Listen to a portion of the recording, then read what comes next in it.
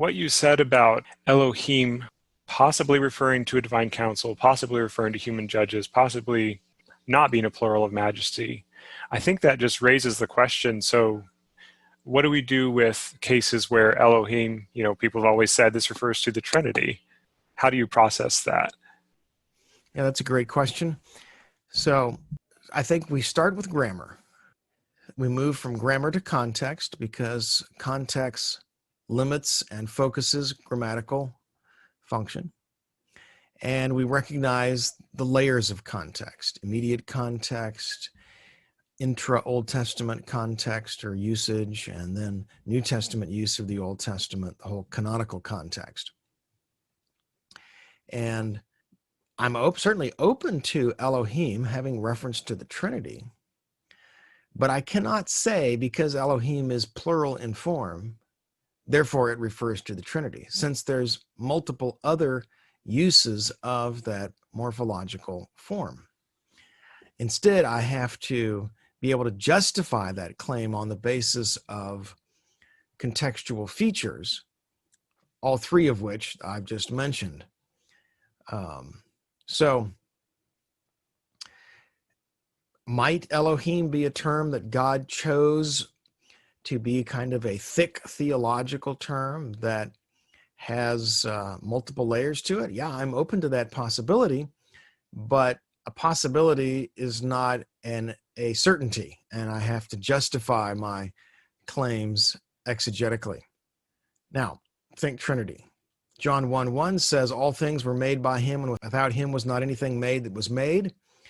So John directly attributes to the Logos creation. And in Genesis 1, we have, in the beginning, Elohim created the heavens and the earth. And yet we find other places in the Old Testament where God, the Father, for of him and through him and to him are all things, seems to be the ultimate source of everything. And then we find this Holy Spirit identified as active in creation. So, do I assert a Trinitarian creation? Yes, I do. Do I prove it by the form Elohim? No, I do not.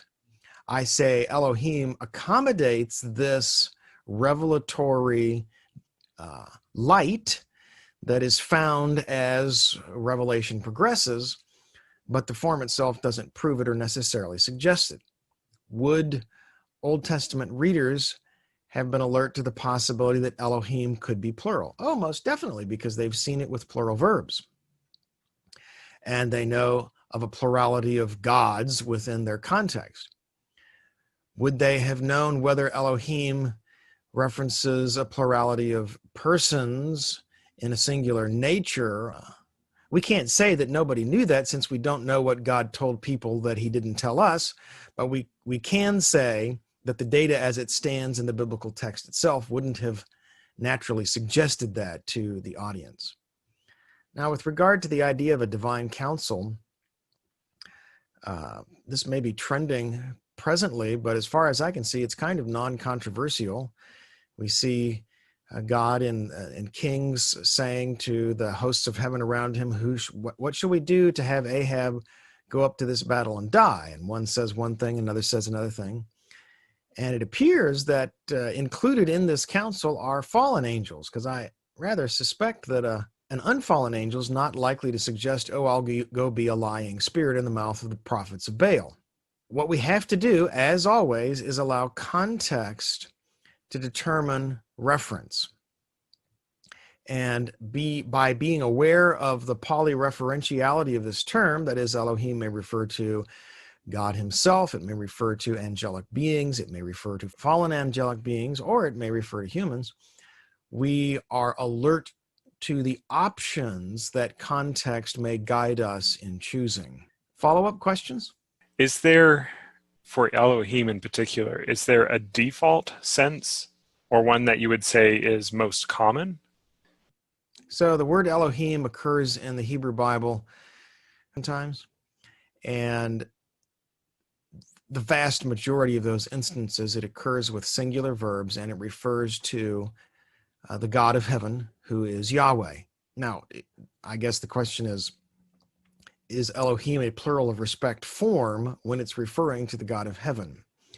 That I'm not certain of, in part because it seems like in ancient Semitic languages, Elohim and Elim were often used. We might argue that all references to the divine are necessarily respectful, and words like kedoshim, so knowledge of the Holy One, is actually knowledge of kedoshim, entails respect.